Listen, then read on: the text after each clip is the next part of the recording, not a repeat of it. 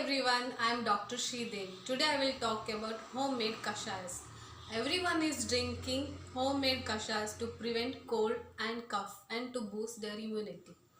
Actually, if you are suffering from acidity or ulcer in the stomach, if you are going to drink kashaya, which is made out of using ginger, garlic or pepper, it going to worsen your condition. So please don't drink it.